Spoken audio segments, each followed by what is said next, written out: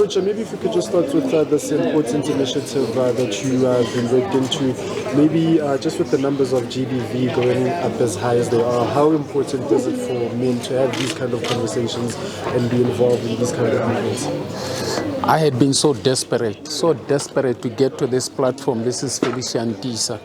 Because in December, when you looked at December, it was crazy. I couldn't believe it. And I was asking myself, what has happened with us? Is it maybe one is exposed to these things in their bedroom, in your lounge or whatever, or they have really increased? And that level of desperation then led to my excitement in being part of this campaign. It's very important. It's very important to build a band of brothers. It's very important for us as men to take responsibility of building the next generation. And I take great pride in the sense that not only am I invited here to come advocate for a different mindset with regards to gender-based violence and abuse. There should not be any excuse for that. But it also helps me, it molds me. Because when you get associated with initiatives like these, the first thing you ask yourself is that, I should not be part of those who are being reprimanded. So I think we have a primary responsibility, not only as people at our positions where you are exposed to millions, to numbers. People are curious about what's happening. So the shirt that you wear becomes a billboard. It is also a responsibility even to you behind the camera to pass on the message that we build a better society. It is only through positive messages that we can do that, and you play a very important role.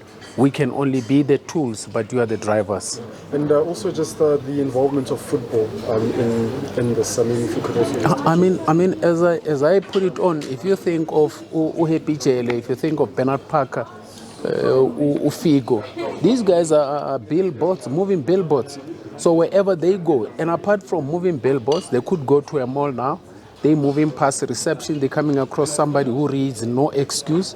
It's going to be all over, whether in your mainstream media, social media, or wherever. This message is out there. So when you use sports, especially football, because it is a major sport in the country, everybody can easily associate with, and those names can be easily identified with. So when people like those take part, the message gets closer. When Parker tells you that, no, with my family, I take care of my family, I take care of people at my house, I do this, I do that, they are modeling a Steve Komphela who's somewhere in a shack somewhere, who likes Kaizer Chiefs and likes Bernard Parker, then does something right. So it is our responsibility to role model in more of a positive way. And it should be an obligation. You know what? Something very interesting was said by whether Uhepi or Ufigo, Uguti, football players must stand for something, must fight for something. If you go back and think of Muhammad Ali was for injustice. If you go back, even Jesse Owen, whoever they are, Simone Biles, you can go to everybody. Even a Didier Drogba in Cote d'Ivoire. Didier Drogba played an important part in terms of building people, bringing people together. What George Weah is doing in his country. So whenever you have an opportunity to say something and you're a sports person, it becomes powerful, it becomes a message. These people must not only be champions on the field, they have to champion certain causes. No excuse is one of those causes which has to be championed, that brothers must build a band and a bond so that the next generations can survive and thrive. Coach, just to follow up on your direct career, I mean, the Steve Must Fall was something that was done by the fans. Correct. You know, whether they liked you or they didn't like you, it's on their own. But yes. For me, sitting there, it tells me that it left a bitter mark, or maybe a bitter taste, or it had an impact on how Steve changes things. Take us through the abuse of sports personalities by their fans, how much you've had to endure. There's abuse. It's easy to be abused because these guys are just behind the keyboard. You don't see them. Those faces are not seen. Those fingers are just busy. So it's easy for them to throw anything. But the greatest benefit from that, you learn to create a buffer for restraint, and you become a better person. And I was looking at you, listening to you, looking at your lips, saying, I'm a bit bitter. No, I got better than bitter. I would be bitter if I did not understand what was happening. But the fact that I understood exactly where it came from, why it was happening, then I got better. You get better when you expect something that you understand. This is what I mean. Fact that then there was a hashtag fees must fall, a hashtag Zuma must fall, a hashtag Steve must fall. It was normal because society then, what was in their lips, what was just a song to be sing, what was fashionable then, was a song that says hashtag no whatever, hashtag no whatever.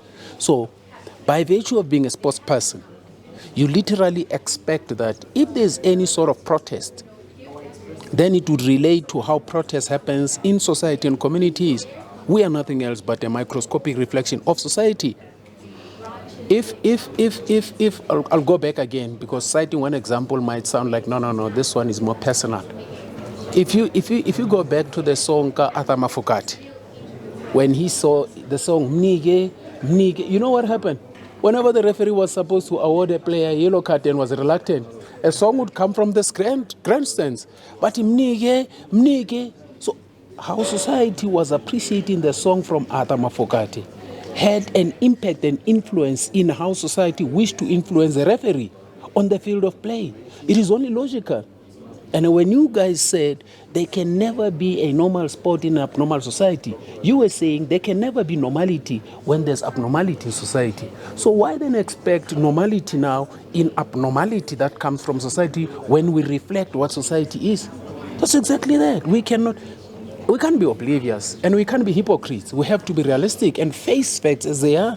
And if I'm the one to speak about what happened at Mabida, and when they say, hey, Steve must go, Steve must fall, it is only logical and relevant because it was happening in society.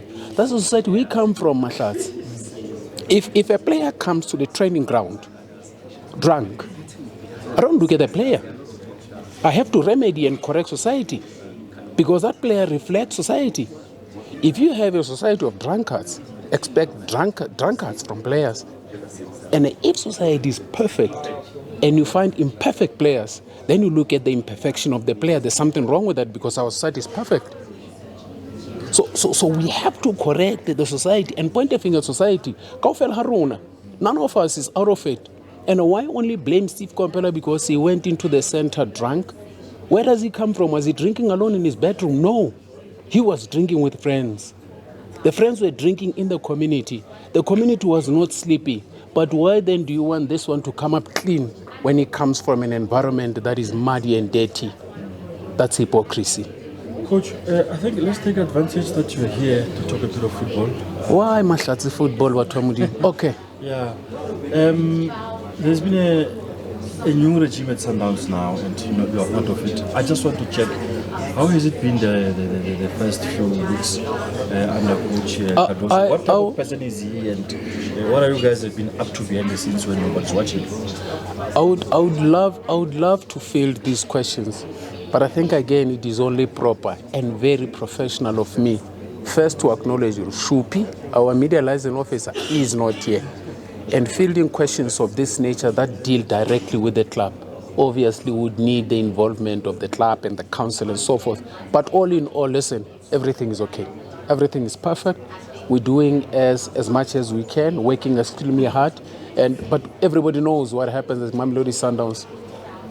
At Sundowns, you can win, and you have to win in a particular way. It's fact. So there's nothing different from the expectation.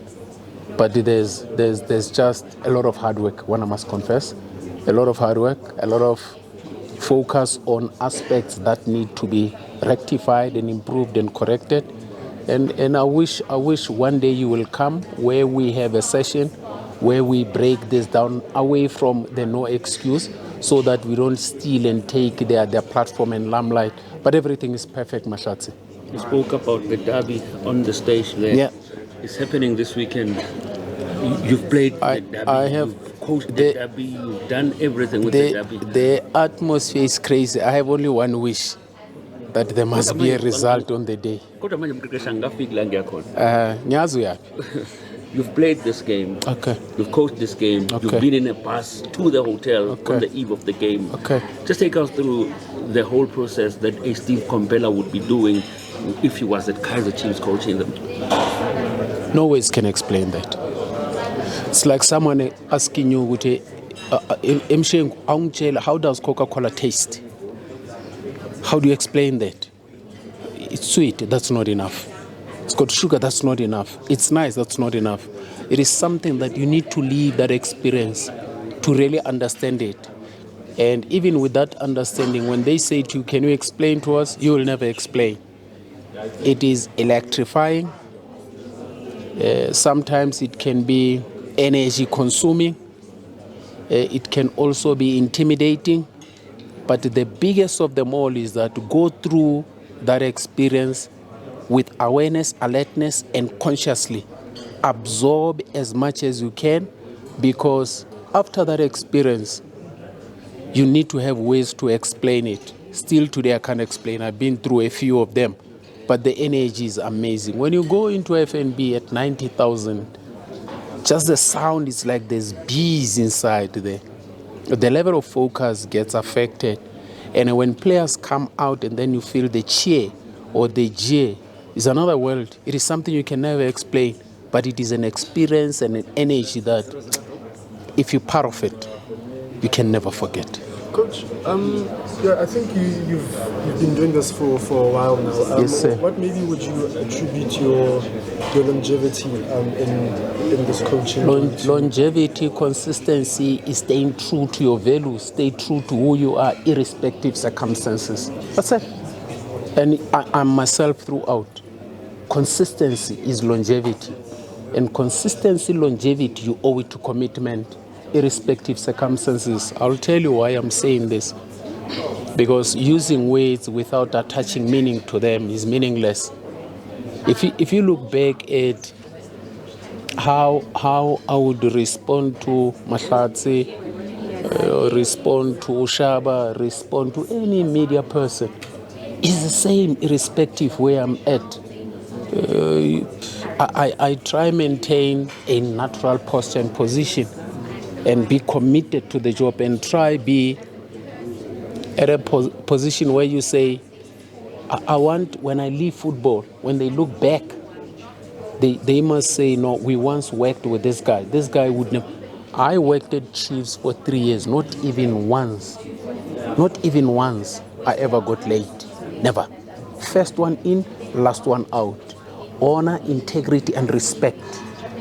And you go in there, you work. If you go to the youth, you must know all those players. Give the best that you can. Share your knowledge and information. Be consistent, be committed, and it will guarantee longevity. The biggest mistake that we make is for instant gratification, and we look into smash and grab. There's no longevity in there. It may come very slow, but it is only in honesty where you find longevity. If you're honest enough with yourself, you'll stay longer. So I always stay true to myself. If I can just link the current situation that we have in the country with the young players and looking at this campaign, just to go back to it. I mean, you've got Mabena there, Koza, they've got Shabalala, they've got Vilagazi, there's Relebuhile and all of that. Yeah. How beautiful would it be that all these kids, with time allowing, become part of such a campaign, because their peers are still learning the wrongs that we are doing. The beauty of it, Shaba, the campaign now is escalating to a level where they say, now we're moving into the PSL for mentorship programs. They just mentioned that. It's such a great initiative. If you look at the unraveling of all these youngsters, it is purely because of EDDC, because of focus to youth development by the PSL. Now, had PSL not focused on development of these youngsters, you'd never had what we have today. So when they focus again on the mental health, on mentorship, on character, personality of these players, that after they play football, they must then become responsible brothers or a new generation. It's going to have a great impact, man. So we need that. You don't only work on the body, don't only work on the mind, work on the soul. Then you have worked on the complete being. So complete development of these players must be such that at the end of their careers, they can come back and serve in their communities.